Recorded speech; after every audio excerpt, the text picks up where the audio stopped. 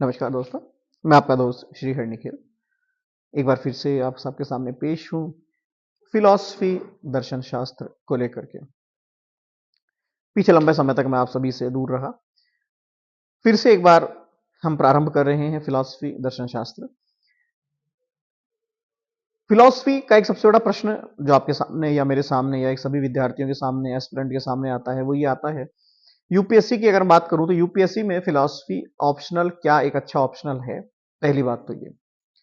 इसके आपको हजारों हजार अलग अलग लोगों के रिव्यू मिलेंगे, अलग अलग आपको व्यू मिलेंगे। सभी के अपने अपनी सोच है, सभी के अपने अपने तर्क हैं। कुछ तर्क मेरे भी हैं। लंबे समय से मैंने दर्शन शास्त्र को देखा है, दर्शन शास्त्र को पढ़ा है, पढ़ाया है। बहुत सारी पुस्तकें मैंने लिखी है, साइकोलॉजी के अंदर, साइकेट्रिस्ट के अंदर, मेडिटेशन के अंदर, योगा के अंदर, फिलॉसफी के अंदर, फिलॉसफी में भी इंडियन और वेस्टर्न के अंदर, एंशियंट फिलॉसफी के अंदर। मैंने खुद ने काफी किताबें लिखी है इसके अंदर। तो मेरा निष्कर्ष जो निकल कर आता है वो अलग है। पहली बात, फिलॉसफी केवल एक विषय नहीं है, ध्यान रखिएगा। फिलॉसफी आपका ओवरऑल डेवलपमेंट करने वाला सब्जेक्ट है। ज्योग्राफी पढ़ करके शायद आप ज्योग्राफर नहीं बनेंगे, हिस्ट्री पढ़ के शायद आप हिस्टोरियन बन सकते हैं, लेकिन चांसेस कम होते हैं। अगर आपने कोई और ऑप्शनल लिया है, आपने सोशियोलॉजी लिया है, तो आप कोई सोशियोलॉजी के एक्सपर्ट नहीं बन जाएंगे। लेकिन फिलॉसफी एक ऐसा सब्जेक्ट है, लाइक ओपीएम, ये एक नशे की तरह है। अगर आपने फिलॉसफी को पढ़ना शुरू कर दिया तो आप फिलॉसफर पक्का बन जाएंगे। आपकी बातों से, आपका लहजा, आपका बैठने उठने का तरीका, चीजों को देखने का नजरिया, ये धीरे धीरे आपका बदलना शुरू हो जाएगा। ये ध्यान रखिएगा। पहली बात तो ये। दूसरी बात, सिलेबस की मैं बात करता हूं तो फिलॉसफी का सिलेबस बहुत ज्यादा बड़ा नहीं है। मैं ये नहीं कहूंगा बहुत ज्यादा छोटा है। मैंने बहुत सारे वीडियोस देखे, बहुत सारे टीचर्स के लेक्चर देखे जो कहते हैं कि बहुत छोटा सिलेबस है। गलत बात है। अगर आप केवल सिर्फ छोटा सिलेबस देखकर ही इसको ऑप्ट कर रहे हैं तो आप गलती कर रहे हैं। इसका सिलेबस छोटा नहीं है। हाँ, बहुत ज्यादा बड़ा नहीं है ये मैं कह सकता हूं, बट सिलेबस बहुत ज्यादा छोटा नहीं है। अगर आप देखेंगे दो पार्ट्स में इसको डिवाइड किया गया है। एक में आपका इंडियन और वेस्टर्न फिलॉसफी आता है, एक में आपका सोशल पॉलिटिकल और रिलीजियस फिलॉसफी आता है।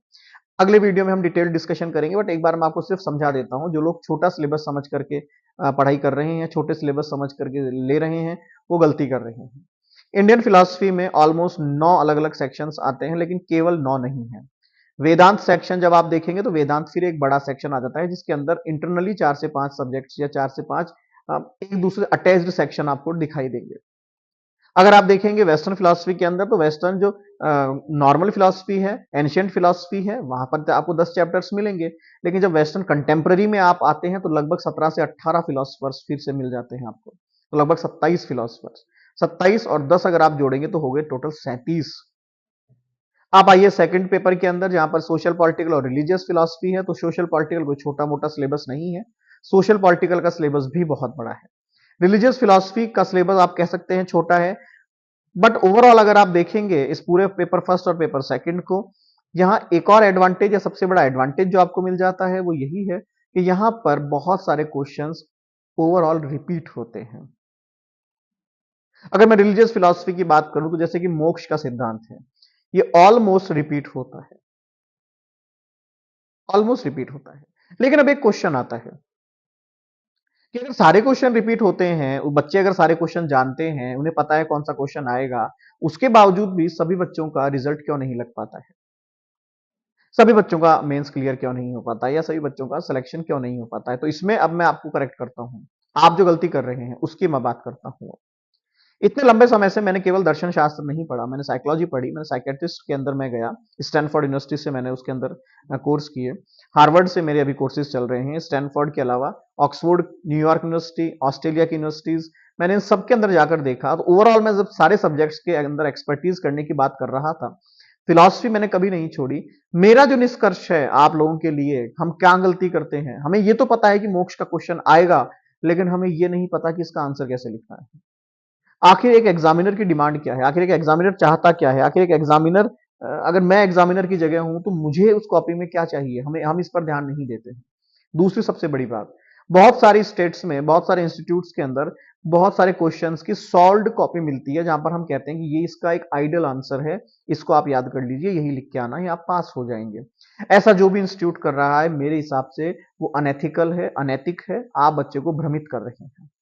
यूपीएससी के अंदर क्या आइडल आंसर होता है वो आज तक किसी को पता नहीं चला। मैं चैलेंज के साथ कह सकता हूं, कोई भी अगर ऐसा व्यक्ति हो जो कह दे कि मुझे पता है आइडल आंसर क्या होता है, मेरे सामने वो आए। आइडल आंसर जैसा कुछ भी नहीं होता है, हमेशा ध्यान रखिएगा। आदर्श उत्तर जिसे आप कहते हैं, उसकी परिभाषा ये एक सब्जेक्टिव मैटर है। ये व्यक्ति दर व्यक्ति परिवर्तित होता रहता है। मैं अगर कॉपी चेक कर रहा हूं, मेरा माइंडसेट कुछ और है, आप कॉपी चेक कर रहे हैं, आपका माइंडसेट कुछ और है, तो दोनों के अंदर एक ही आंसर सही कैसे हो सकता है? या दोनों व्यक्ति एक ही आंसर में बराबर नंबर कैसे दे सकते हैं? ये संभव नहीं है। लेकिन हम लोग इस भ्रम में आ जाते हैं और वही आइडल आंसर को रट के चले जाते हैं, वहां उसको चिपका के आ जाते हैं और नंबर नहीं आ पाते। दर्शन शास्त्र या फिलॉसफी ऐसा सब्जेक्ट नहीं है। यह सेल्फ रियलाइजेशन का सब्जेक्ट है, आत्म मंथन और चिंतन का विषय है। तीसरी बात, इंस्टीट्यूट वाले आपसे कहते हैं, बहुत सारे टीचर्स आपसे कहते हैं कि भैया खुद के आंसर नहीं लिखने हैं, खुद के दिमाग से कुछ नहीं लिखना है, जो किताब में लिखा हुआ है वही लिखना, क्योंकि वही ऑथेंटिक है, आप जो लिखोगे वो तो अनऑथेंटिक है। मैं उनसे पूछता हूं, जो किताब में लिखा हुआ है वो ऑथेंटिक कैसे? ये प्रूफ करके दिखाइए मुझे आप। एक बार मेरी एक चर्चा हुई किसी टीचर के साथ, नाम नहीं बताऊंगा, काफी अच्छा विवाद हुआ इस विषय में। उन्होंने कहा जो किताबें हैं वो प्रमाणिक है, किताबें जो हैं वो प्रूवन है। मैंने उनसे कहा कि किताबें आपने और मैंने लिखी है, ये प्रूवन कैसे हुई? अगर आपको सच में प्रूवन किताबें पढ़ानी है तो जाइए बुद्ध के त्रिपिटक उठा के लाइए, वो त्रिपिटक बच्चों को पढ़ाइए, तब तो बौद्ध दर्शन पूरा होगा। जैन दर्शन पढ़ाना है तो जैन दर्शन की जो दर्शनावलियां हैं वो सारी उठाकर लाइए, तब पढ़ाइएगा। अगर वेदांत पढ़ाना है तो सारे के सारे उपनिषद लेके आइए, बच्चों को पढ़ाइए, तब मैं मानूंगा आपको कि हाँ आपने ऑथेंटिक पढ़ाया है। उन्होंने कहा यह तो संभव नहीं है। मैंने कहा बिल्कुल ये संभव नहीं है।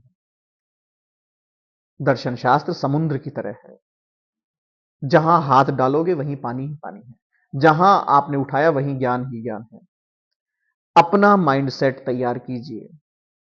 दर्शन शास्त्र खुद के भरोसे निकालने वाला सब्जेक्ट है। हर एक टॉपिक को पढ़ने के बाद आपका एक माइंडसेट क्रिएट होगा कि ये क्या है। अगर आप चारवाक पढ़ेंगे तो अलग कह रहा है, जैन पढ़ेंगे तो अलग कह रहा है, बौद्ध पढ़ेंगे तो अलग कह रहे हैं, सांख्य अलग कह रहा है, न्याय अलग कह रहा है, मीमांसा अलग कह रहा है, वेदांत अलग कह रहा है, सब अलग अलग बातें कर रहे हैं। लेकिन ये बातें क्यों कर रहे हैं?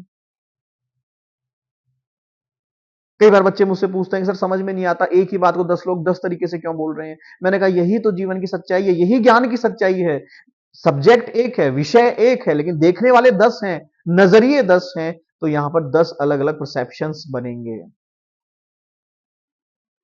दर्शन शास्त्र आपको सिखाता है कि किसी को फॉलो करना है या नहीं करना है, ये विषय नहीं है, लेकिन खुद को डेवलप जरूर करना। तो आप फिलॉसफी को ऑप्ट कीजिए, एक अच्छा विषय है। अगले वीडियो में हम आएंगे इस चर्चा को लेकर के कि सबसे अच्छी किताबें कौन सी है फिलॉसफी को लेकर के, जिनके साथ आगे बढ़ा जा सकता है, आंसर राइटिंग किस तरह से की जाती है, कितना एक आइडल टाइम होता है यूपीएससी के एग्जाम को क्रैक करने का, और इसके साथ साथ एनटीए नेट के लेकर भी हम चर्चाएं करेंगे। तब तक के लिए बहुत बहुत धन्यवाद।